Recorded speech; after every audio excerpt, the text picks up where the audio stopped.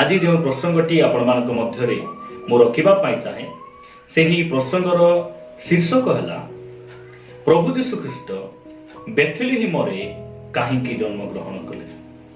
प्रभु यीशु ख्रीष्ट बेथलेहेम रे ही काहींकी जन्म ग्रहण कले। एही प्रसंग रे मु आपण मानक मध्यरे चारिटी कारण रखिबा पाई चाहे जो द्वारा आमे सुनिश्चित हेबा जानी पारिबा शिखि पारिबा जे प्रभु यीशु ख्रीष्ट बेथलेहेम रे काहींकी जन्म ग्रहण कले। जिहुदा प्रदेश रे केवल बेथलेहेम ग्राम नथिला, अनेक ग्राम थिला। बेथलेहेम ठारू शिक्षित गाँ गुड़िक थिला, बेथलेहेम ठारू बड़ सहर थिला। मात्र प्रभु यीशु ख्रीष्ट एही क्षुद्र गाँ रे, एही छोट गाँ रे, नीच गाँ रे प्रभु यीशु ख्रीष्ट काहींकी जन्म ग्रहण कले। एहार चारिटी कारण आज मु वाक्य आपण मानक निकट रे रखिबा पई चाहे। प्रथम कारण आपण माने मो सहित मिखा भविष्यत वक्ता पुस्तक को आसीबे। मिखा भविष्यत वक्ता पुस्तक 5 अध्याय 2 पद रे प्रकार लिखा जाए, मात्र हे बेथलेहेम उफ्राता जिहुदार सहस्र गणर मध्यरे क्षुद्र जे तुम्भ मध्यरु इस्राएल रो शासनकर्ता हेबा निमंते आंभ उद्देश्य रे एक व्यक्ति उत्पन्न हेबे। पुरातन कालरु अनादि कालरु ताहांकर उत्पत्ति प्रभुंक नामर गौरव। प्रिय भाई भणी माने इस तरह में प्रथम कारण देखुछु जे प्रभु यीशु ख्रीष्ट बेथलेहेम रे से काहींकी जन्म ग्रहण करूछंती, कारण ताहांक जन्मर अनेक वर्ष पूर्वे बेथलेहेम रे जे प्रभु यीशु ख्रीष्ट जन्म हेबे, बेथलेहेम ग्राम रे से जन्म ग्रहण करिवे, एही भविष्यवाणी करा जायतिला। आ एही भविष्यवाणी को सफल करिबा पई प्रभु यीशु ख्रीष्ट से बेथलेहेम रे जन्म ग्रहण करूछंती। यह केते आश्चर्यर विषय अटे। ताहांक जन्मर अनेक वर्ष पूर्वे से जे बेथलेहेम रे जन्म ग्रहण करिवे, एही भविष्यवाणी मिखा भविष्यत वक्ता मुखरु परमेश्वर से भविष्यवाणी करथिले। आ से भविष्यवाणी को सफल करिबा पई प्रभु यीशु ख्रीष्ट सेही बेथलेहेम रे से जन्म ग्रहण करूछंती। प्रभुंक नामर गौरव हो। आमर परमेश्वर से आश्चर्य अटंती। से अनादि कालर ताहांकर उत्पत्ति। प्रिय भाई भणी माने बेथलेहेम रे प्रभु यीशु ख्रीष्टंकर आरंभ नुहे, सेही बेथलेहेम रे जिसु नामर आरंभ हैला। बेथलेहेम रे गोटे देहर आरंभ हैला। मात्र जो परमेश्वर मानव रूप धारण करी आसिले ताहांकर उत्पत्ति बेथलेहेम रे होई नाही। ताहांकर उत्पत्ति अनादि कालरु, पुरातन कालरु ताहांकर उत्पत्ति आ अस्तित्व से कोन कले बेथलेहेम रे जन्म ग्रहण कले। तांकर शरीरर सेठी आरंभ हैला। प्रिय भाई भणी माने एहा हमें जानिबार आवश्यक रहिछि जे प्रभु यीशु ख्रीष्ट बेथलेहेम रे से काहींकी जन्म ग्रहण करूछंती, कारण बेथलेहेम रे से जन्म हेबे बोली मिखा भविष्यत वक्ता से कोन करिथिले, भविष्यवाणी करिथिले। यह हमें सुनिश्चित हेबा। मु आपण मानकू द्वितीय कारण कहिबा पई चाहे। द्वितीय कारण कहिबा पई चाहे से बेथलेहेम रे काहींकी जन्म ग्रहण करूछंती। आपण माने मो सहित जहन लिखित सुसमाचार 7 अध्याय 42 पद जदि आपण माने पढ़िबे, इस तरह रे प्रकार लिखा जाए, ख्रीष्ट जे दाऊदंक वंशरु और दाऊद जेउठारे थिले सेही बेथलेहेम ग्रामरु आसीबे, एहा कोन धर्मशास्त्र वाक्य कहि नाही।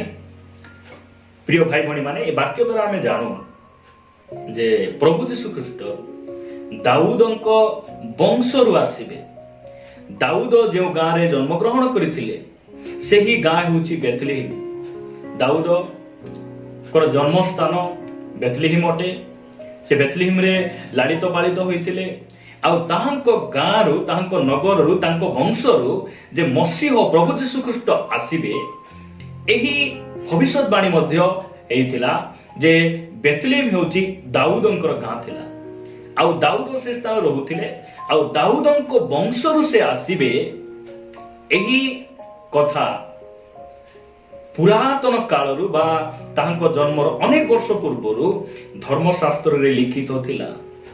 सेति पाई से दाऊदंक वंशरु बेथलेहेम रु से कोन होउचंती जन्म ग्रहण करूछंती। जदि आपण माने लूक लिखित सुसमाचार को ଆସିବେ ଲୁକ ଲିଖିତ ସୁସମାଚାର ତାର 4 ଅଧ୍ୟାୟ ଯଦି ଆମେ 4 ଅଧ୍ୟାୟ ଯଦି ଆମେ 2 ପଦ ପଢିବା ଲୁକ ଲିଖିତ ସୁସମାଚାର 2 ଅଧ୍ୟାୟ ଆମେ ଯଦି 4 ପଦ ପଢିବା ଏ ସ୍ଥାନରେ ପ୍ରକାର ଲେଖାଯାଏ ପୁଣି ଯୋସେଫ ମଧ୍ୟ ନାମ ଲେଖାଇବା ନିମନ୍ତେ ମରିୟମଙ୍କ ସହିତ ଗାଲିଲିର ନାଜରିତ ନଗରରୁ ଜିହୁଦା ପ୍ରଦେଶର ବେଥଲେହେମ ନାମକ ଦାଉଦଙ୍କ ନଗରକୁ ଗଲେ। ଦାଉଦଙ୍କ ନଗର ଥିଲା ବେଥଲେହେମ। ଆଉ ପ୍ରଭୁ ଯୀଶୁ ଖ୍ରୀଷ୍ଟ ଯେ ଦାଉଦଙ୍କ ନଗରରୁ ସେ ଆସିବେ ତାହାଙ୍କ ବଂଶରୁ ଆସିବେ ଏହା ଭବିଷ୍ୟତବାଣୀ କରାଯାଇଥିଲା। ସେଥିପାଇଁ ପ୍ରଭୁ ଯୀଶୁ ଖ୍ରୀଷ୍ଟ ସେ କଣ ହେଉଛନ୍ତି ବେଥଲେହେମରେ ସେ ଜନ୍ମଗ୍ରହଣ କରୁଅଛନ୍ତି। ମୁଁ ଆପଣମାନଙ୍କୁ ତୃତୀୟ କାରଣ କହିବା ପାଇଁ ଚାହେଁ। ତୃତୀୟ କାରଣ ଆପଣମାନେ ଜାଣିପାରିବେ ଯେ ମିଖା ଭବିଷ୍ୟତ ବକ୍ତାଙ୍କ ପୁସ୍ତକରେ ଆମେ ଯୋଉ 5 ଅଧ୍ୟାୟ 2 ପଦରେ ପଢିଲୁ ସେଠାରୁ ଲେଖାଯାଏ ହେ ବେଥଲେହେମ। ଏହି ବେଥଲେହେମର ଅର୍ଥ ହେଲା ରୋଟିର ଘର। ଏହା ଆମେ ବୁଝିବାର ଆବଶ୍ୟକ ରହିଛି। ବେଥଲେହେମର ଅର୍ଥ ହେଲା ରୋଟିର ଘର ବା ଖାଦ୍ୟର ଭଣ୍ଡାର ବୋଲି କୁହାଯାଏ। ଯଦି ଆପଣମାନେ ଯୋହନ ଲିଖିତ ସୁସମାଚାର 6 ଅଧ୍ୟାୟ 35 ପଦ ପଢିବେ ଏହି ସ୍ଥାନ ଲେଖାଯାଏ ସେଥିରେ ଯୀଶୁ ସେମାନଙ୍କୁ କହିଲେ ମୁଁ ସେହି ଜୀବନଦାୟକ ଆହାର ଯେ ମୋ ନିକଟକୁ ଆସେ ସେ କଦାପି କ୍ଷୁଧିତ ହେବ ନାହିଁ ଆଉ ଯେ ମୋ ଠାରେ ବିଶ୍ୱାସ କରେ ସେ କଦାପି ତୃଷିତ ହେବ ନାହିଁ। ପ୍ରଭୁଙ୍କ ନାମର ଗୌରବ ହଉ। ଏହି ଯେଉଁ ବେଥଲେହେମ ପ୍ରଭୁ ଯୀଶୁ ଖ୍ରୀଷ୍ଟଙ୍କର ସେହି ମହାନତାକୁ ଦର୍ଶାଏ ତାହାଙ୍କର ଆତ୍ମିକତାକୁ ଦର୍ଶାଏ ଯେ ଏହି ଯେଉଁ ବେଥଲେହେମର ଅର୍ଥ ରୋଟିର ଘର ଆଉ ପ୍ରଭୁ ଯୀଶୁ ଖ୍ରୀଷ୍ଟ କହନ୍ତି ମୁଁ ସେହି ଜୀବନଦାୟକ ଆହାର।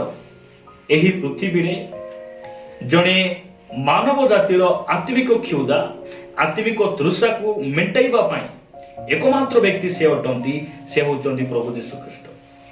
ପ୍ରଭୁ ଯୀଶୁ ଖ୍ରୀଷ୍ଟଙ୍କ ଛଡା କେହି ମଧ୍ୟ ଆମର ଆତ୍ମିକ ଭୋକ ଶୋଷକୁ ମେଣ୍ଟାଇ ପାରିବେ ନାହିଁ। ଆଉ ଏହି ବେଥଲେହେମ ଗ୍ରାମର ସେଇ ନାମ ପ୍ରଭୁ ଯୀଶୁ ଖ୍ରୀଷ୍ଟଙ୍କର ସେଇ ଆତ୍ମିକର ଫଳବନ୍ତ ହେବା ବିଷୟକୁ କଣ କରେ ପରିପ୍ରକାଶ କରେ। ପ୍ରିୟ ଭାଇ ଭଉଣୀ ମାନେ ଆମେ ଏହା ମନେ ରଖିବା ଏହା ଆମେ ଜାଣିବା ଯେ ଏଇ ଯେଉଁ ବେଥଲେହେମ ସେଇ ସ୍ଥାନରେ କେବଳ ବେଥଲେହେମ ବୋଲି ଲେଖାଯାଏ ନାହିଁ। ମିଖା 5:2 ଯେ ଉଫ୍ରାତା ବୋଲି ଲେଖାଯାଏ। ଉଫ୍ରାତାର ଅର୍ଥ ହେଲା ଫଳବନ୍ତ ବା ଫ୍ରୁଟଫୁଲନେସ ବୋଲି କୁହାଯାଏ ଯାହାକୁ ଫଳବନ୍ତ ଜୀବନକୁ ଦର୍ଶାଏ। ପ୍ରଭୁ ଯୀଶୁ ଖ୍ରୀଷ୍ଟ ଯୋହନ ଲିଖିତ ସୁସମାଚାର 15 ଅଧ୍ୟାୟରେ ସେ କହିଲେ 4 ଆଉ 5 ପଦରେ ସେ କହିଲେ କଣ ବୋଲି କହିଲେ ଯେ ମୋ ବିନା ତୁମେ ଫଳବନ୍ତ ହେଇପାରିବ ନାହିଁ। ଆଉ ସେହି ବେଥଲେହେମର ଅର୍ଥ ହେଲା ରୋଟିର ଘର। ଆଉ ଆତ୍ମିକ ଜୀବନରେ ଅଭିବୃଦ୍ଧି କରିବା ପାଇଁ ସେ ସାମର୍ଥ୍ୟ ଅଟନ୍ତି ସେ ହେଉଛନ୍ତି ପ୍ରଭୁ ଯୀଶୁ ଖ୍ରୀଷ୍ଟ। ଆଉ ସେ ଆମର ଜୀବନଦାୟକ ଆହାର ଅଟନ୍ତି। ସେଥିପାଇଁ ସେ ଗାଁରେ ସେ ବେଥଲେହେମରେ ସେ କଣ ହେଲେ ଜନ୍ମଗ୍ରହଣ କଲେ। ଚତୁର୍ଥ ବିଷୟ ମୁଁ ଆପଣମାନଙ୍କ ନିକଟରେ ରଖିବା ପାଇଁ ଚାହେଁ। ଚତୁର୍ଥ ବିଷୟ ଯଦି ଆପଣମାନେ ଦେଖିବେ ସେହି ମିଖା ଭବିଷ୍ୟତ ବକ୍ତାଙ୍କ 5 ଅଧ୍ୟାୟ 2 ପଦ ଯଦି ଆମେ ଧ୍ୟାନ ସହିତ ଶୁଣିବା ପଢିବା ଲେଖାଯାଏ ଏଠାରେ ଲେଖାଯାଏ ଯେ ଜିହୁଦାର ସହସ୍ର ଗଣର ମଧ୍ୟରେ କ୍ଷୁଦ୍ର ଯେ ତୁମ୍ଭେ ମାନେ କ୍ଷୁଦ୍ର ଯେ ସେଇ ବେଥଲେହେମ ହଜାର ହଜାର ନଗର ଥିଲା ହଜାର ହଜାର ସହର ଗୁଡିକ ଥିଲା ଆଉ ସେଇ ସବୁ ସହର ମଧ୍ୟରେ ସବୁଠାରୁ କ୍ଷୁଦ୍ର ଛୋଟ ଗାଁ ହେଉଛି ବେଥଲେହେମ। ଏହି ସ୍ଥାନରେ ପ୍ରଭୁ ଯୀଶୁ ଖ୍ରୀଷ୍ଟ ଜନ୍ମ ହେଲେ। ଏଇ ଯୋଉ କ୍ଷୁଦ୍ର ଗ୍ରାମ କ୍ଷୁଦ୍ର ସହର ଏହି ଶବ୍ଦ ପ୍ରଭୁ ଯୀଶୁ ଖ୍ରୀଷ୍ଟଙ୍କ ନମ୍ରତାର ସ୍ୱଭାବକୁ ଦର୍ଶାଏ। ପ୍ରଭୁ ଯୀଶୁ ଖ୍ରୀଷ୍ଟ ତାଙ୍କର ନମ୍ରତାର ସ୍ୱଭାବକୁ ଦର୍ଶାଏ। ଯଦି ଆପଣମାନେ ଫିଲିପିଓ ପୁସ୍ତକ 2 ଅଧ୍ୟାୟ 5 ପଦରୁ ଆଗକୁ ପଢିବେ ଯେ ପ୍ରଭୁ ଯୀଶୁ ଖ୍ରୀଷ୍ଟ ସେ ଈଶ୍ୱର ରୂପୀ ହେଲେ ମଧ୍ୟ ସେ ଈଶ୍ୱରଙ୍କ ସହିତ ସମାନ ହେଇ ରହିବା ମନ ମଧ୍ୟରେ ଧରି ରଖିଲେ ନାହିଁ। ସେ ନିଜକୁ ନତ କଲେ ନିଜକୁ ନମ୍ର କଲେ ନିଜକୁ ଶୂନ୍ୟ କଲେ ଆଉ ମୃତ୍ୟୁ ପର୍ଯ୍ୟନ୍ତ ସେ କଣ ହେଲେ ଦାସ ରୂପ ଧାରଣ କରି ଆଜ୍ଞାବହ ହେଲେ। ପ୍ରିୟ ଭାଇ ଭଉଣୀ ମାନେ ପ୍ରଭୁଙ୍କ ନାମର ଗୌରବ ହଉ। ଏହି ଯେଉଁ କ୍ଷୁଦ୍ର ଶବ୍ଦ ବା କ୍ଷୁଦ୍ର ଗ୍ରାମ ଯେ ବେଥଲେହେମ ଏହା ପ୍ରଭୁ ଯୀଶୁଖ୍ରୀଷ୍ଟଙ୍କର ସ୍ୱଭାବ ତାହାଙ୍କର ଈଶ୍ୱରୀୟ ଗୁଣକୁ ବୁଝାଏ ଯେ ସେହି ଗୁଣ ସେହି ସ୍ୱଭାବ ଆମ ଭିତରେ ଆସୁ। ଏଥିପାଇଁ ଆମେ ଏଇ ପୃଥିବୀରେ ଅନେକ ଜ୍ଞାନୀ ପଣ୍ଡିତ ଧନବାନ ଲୋକମାନଙ୍କୁ ପରମେଶ୍ୱର ବାଛିଲେ ନାହିଁ। କ୍ଷୁଦ୍ର ଯେ ଆମ୍ଭେମାନେ ଆମକୁ ସେ ବାଛିଲେ। ଆମକୁ ବାଛିଲେ କାହିଁକି ବାଛିଲେ? ଆମେ ଯେପରି ତାହାଙ୍କ ପରି ହେବା, ଆମେ ଯେମିତି ତାଙ୍କ ସ୍ୱଭାବକୁ ଧାରଣ କରିବା, ନମ୍ର ହେବା, ଏଥିପାଇଁ ପରମେଶ୍ୱର ବାଛିଲେ।